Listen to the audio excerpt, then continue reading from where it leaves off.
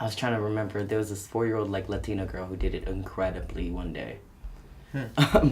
She was talking about she's 4 years old. It was on Facebook. It's always the kids, man. And yeah, she was talking to her teacher about using e endings. So like ella instead of like ella and like stuff like that. Like so or like hombre actually is brother, but whatever, she was using like neutral endings to the terms, and she was like, why are you doing that? It's not a real thing. And she was like, because some people are boys, some people are girls, and some people aren't either one. And just like you and I are human, they are too. So why would I use a word that doesn't mean them? Because then I wouldn't be talking about them, right? Like, it's very simple logic, teach, right? Like, I think the biggest thing is people are just so afraid to accept and adapt to new things that aren't even really new things. But if it's something that's against their norm or what they've been brought into, it's just they just have such a huge problem accepting, and I never understand it. Sorry. I would just say, like, real quick that I get it. It's a change in your worldview, but your worldview is not the world. And so how are you trying to control someone else's world? Nobody's making you interact with this person. Okay. While it would definitely say a lot about you, you can always choose to walk away from the situation, from that moment. So the fact that you are now imposing your will upon another person, especially if you're from a Western country which believes in the power to self-identify, and actually most nations in this world believe in the power to self-identify, like, what are you doing at that point? Like, your world's not the world. Don't try to make it that way. Yeah. I mean, I was just going to say, like, the baby boomer generation is just, like, they're very much set in their ways, which is not, like, acceptable. And some of them are getting better. Some of them do try. They do really try. And, like, it's just, it's interesting to see them try. Let's talk about neo-imperialism.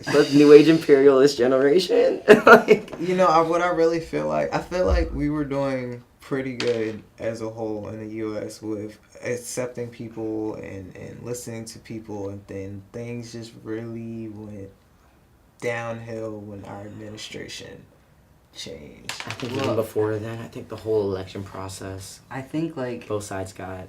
So the millennial group generation, they are, like, have the biggest population of voters that can vote. Like, we are the biggest group of, like, people that can vote. So we literally could have had anybody that we wanted, and we didn't show up. We didn't vote. We didn't vote. And we thought we had it in the bag, and, like, I think it's just, like, the wake-up call that, like, our generation needed to, like, get our ass back into... Especially... I think we were raised sleep, though. Yeah. Like, we were called the, like, everybody gets a trophy. But if you ever watch kids play with other kids, they will be very clear about who won. A 5-year-old's like, you lost. Ha ha. So I'm like, the fact that we were like the everyone wins generation, I'm like, no, we weren't. No generation is. Children are mean to each other.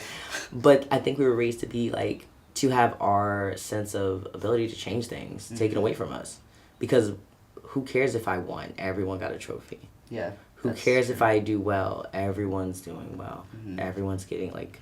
So now my sense of being able to change anything. And then if I do try to approach adults about anything, I'm silenced and pushed to the side. Say it again! So why does my vote matter? The votes ahead of mine mattered. They got Obama elected. But now we're being told, like, even with the whole wave to push for Bernie Sanders and then the whole DNC convention thing.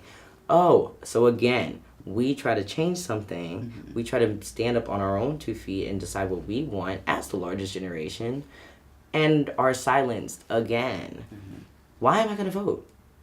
Like, and it's not right. I'm not saying that's right, and I'm not saying that's what I did, but I'm not saying I didn't think it. Like, I sat there like, okay, fine. Like, I'm voting because my ancestors marched, carried crops, brought in cotton, and worked their behinds off for me to vote. Okay, yeah, fine, I'll vote. But, like, really, I was just like, fine.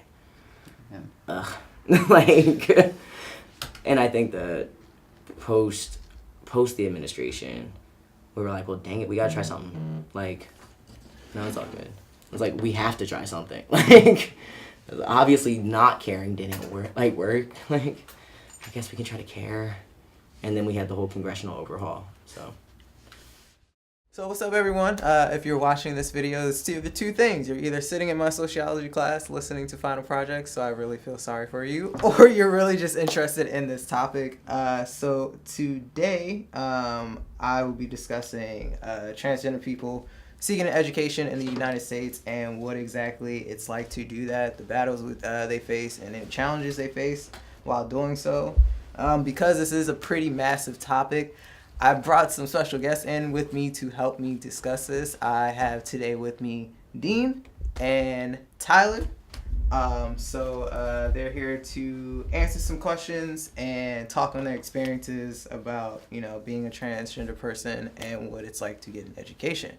So I'm going to open the floor to them to let them introduce themselves, say their name, education, so what school you go to, and what you identify as. All right. Well, I'm Dean. I identify as queer. So I go to Morgan State University. It is not my first time at school. I am a non-traditional-ish student. I'm Tyler. I am a sophomore at Carroll Community College. And what else? What you identify as. Oh, I identify as a trans man. All right. And I'm Christian. Of course, you guys know who I am, but I identify as a trans man, and I attend UMBC. So, all right, we're going to get right into the questions. So, first question I have for you all is, did you start transitioning before or after you enrolled at the institution you're attending? And what has the experience been like there? All right. So for me, my transition is less of a transition per se because I identify as queer.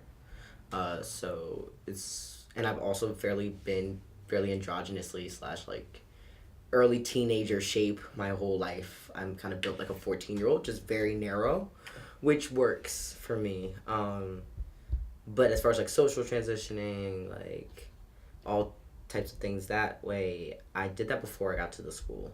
So after I started college initially, but before I got to Morgan. And so at Morgan, my experience has been a lot of confusion, I would say, on the part of student body, faculty, lack of awareness, lack of an understanding of trans issues, and in that, a lack of understanding of non-binary identities. Extremely. I would say mostly that. Okay. So it's been at times very exhausting. Okay. All right. But fairly validating in the people that do get it every now and then.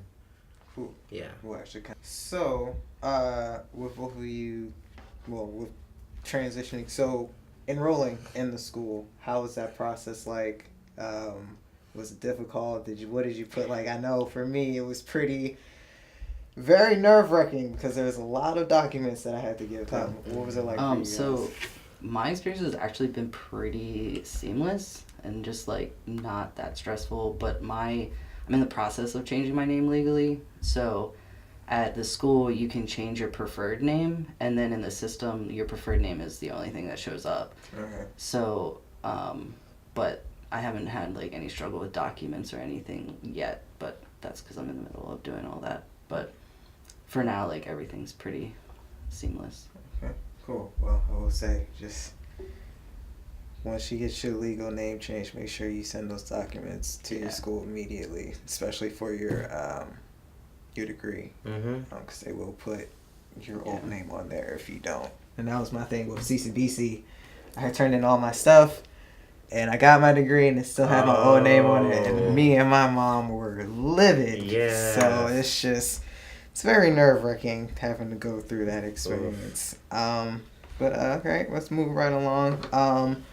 Are there any rules or laws in place that you know of at the institution that you attend that protect you and your rights as a trans student?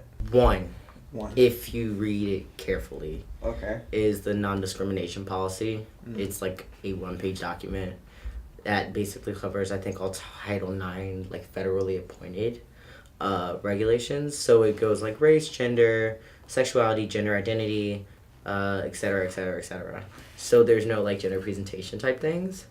So I've had a couple of experiences where I'm just I don't believe that by the letter of the law I would be fully protected in certain situations.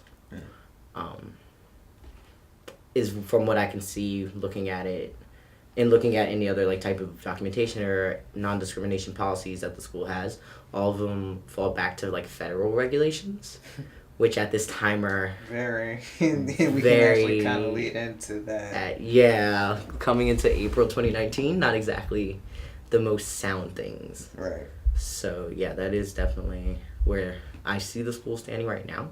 Okay. Is like from what is accessible to the students to find online is like the non-discrimination policy, and then mostly things pointing back to like federal regulations. All right. Okay. Well, shout out to UMBC.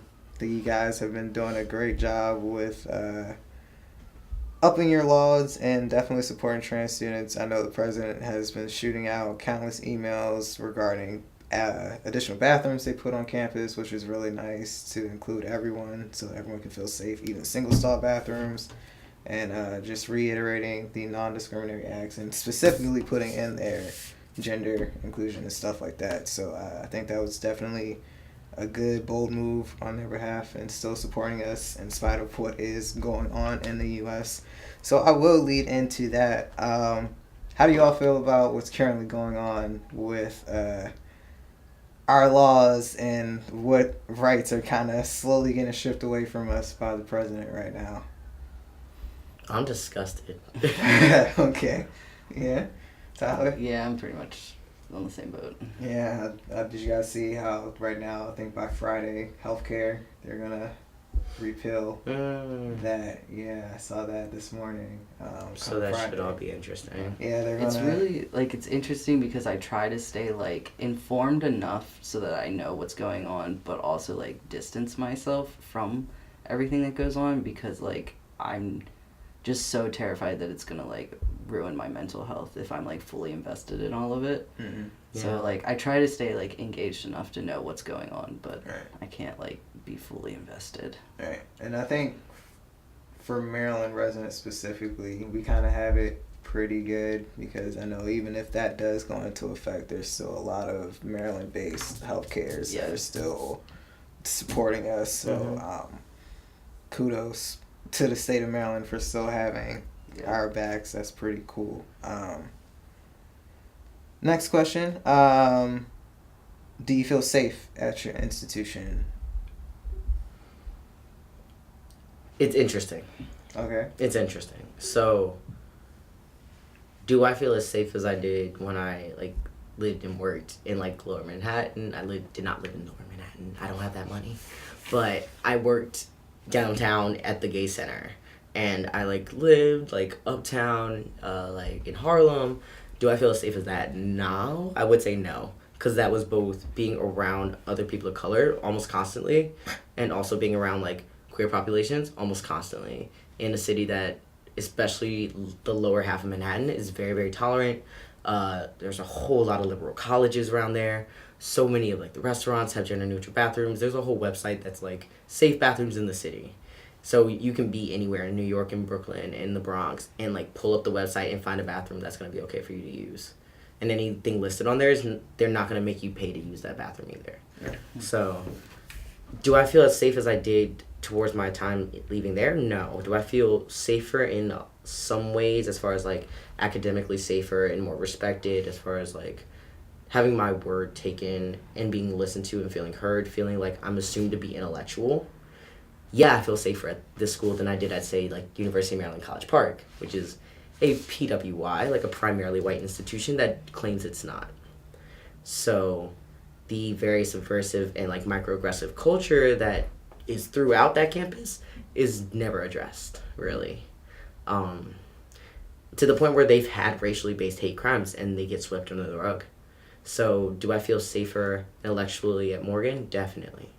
Like, I feel respected and valued for my mind and supported in becoming anything on this earth in ways that I didn't experience at the multiple other institutions I went to.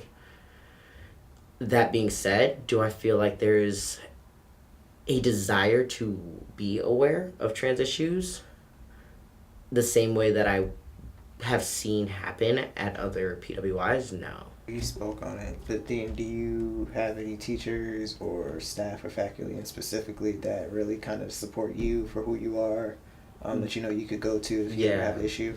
Yeah, so I just transferred in this spring, but I've already met a couple teachers, a couple of like administrators who are either aware already and like knowledgeable about trans issues, or have like really like aligned with me as a person, and so are actively like trying to do the work.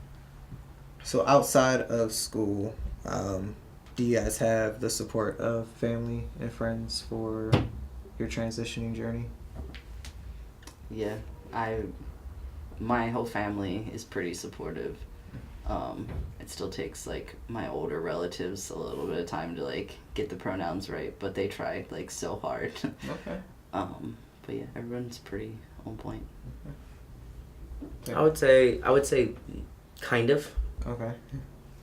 Like love, yes, in that very like black and brown culture, like we love you no matter I'm in what. that same boat. Support, it would depend on how you define support. It would depend on how you like ideally what I would have considered supportive would be like, all right, someone has revealed something that you did not know about and you didn't know any prior knowledge, and I'm not the type to fault people for that. So like I do not put the blame on someone for not knowing what they don't know.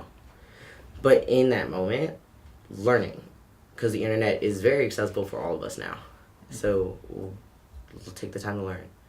Google it. Like a lot of my family at this point, we don't come from much college education. Originally, my mom was the first to graduate college, but I'm also at the younger end of like my group of college cousins, and pretty much everyone in my family is like a professional of some type. Everyone knows how to do basic research and like find reputable sources.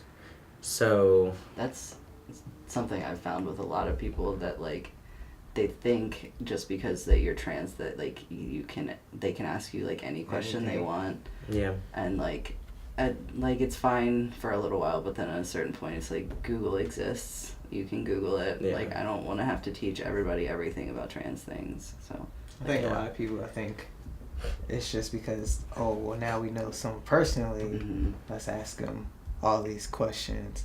I've been pretty cool with my friends because I know they're like that. So it's just like, as long as you're respectful, yeah, just ask away. But once you kind of get into that, Yeah.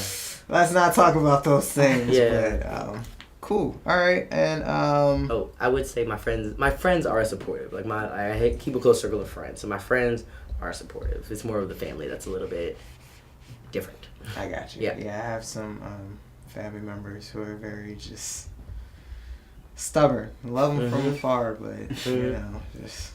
Whew. I get the whole like considered a lesbian thing. Yeah. Which isn't true. Or trans male, which also isn't true, because then you're gonna be real confused when I step out tomorrow and that doesn't fit your preconception.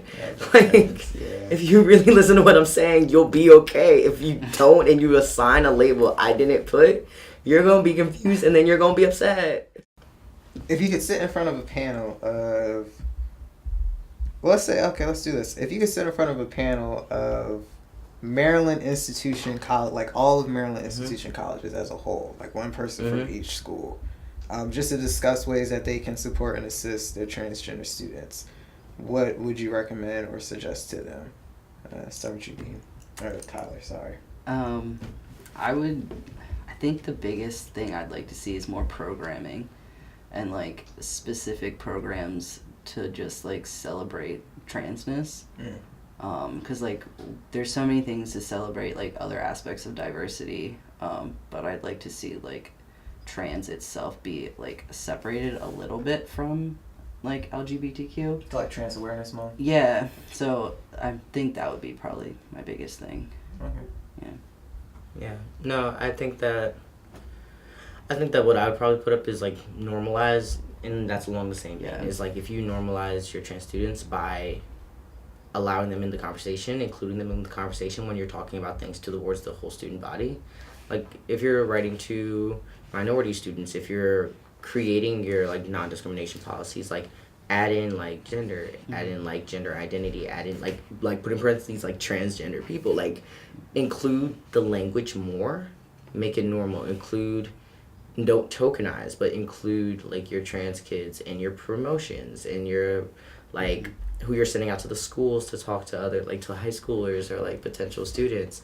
Okay. I like those answers. Those are good answers. All right, and Social worker mindset. yeah. And then last question. Well, it's not really a question, but is there anything you would like anyone who's watching to know, whether it's another trans person who's watching this who might need some support, or if there's anyone out there who's thinking about being an ally, just anything you want anyone watching this to hear? I guess just that, just keep powering through, and that there are obstacles within the educational system, but it's worth it to, like, be in school and to learn things and to, like, be a part of something. So, yeah. Yes. I would definitely say that, especially to all the queer, trans, like, people of color kids out there, that I get it's scary, and I get it's hard, and I get that you don't want to let anyone know at times, and you also feel like to be like there's that feeling of to be accepted in people of color communities, that you can't really be queer, can't really be trans, and then it makes an HBCU look scary. But it's not that bad. It's not. It's, in my opinion, better than being surrounded by people who will never understand your culture, like, and never want to. People that you may or may not hate you based off the color of your skin.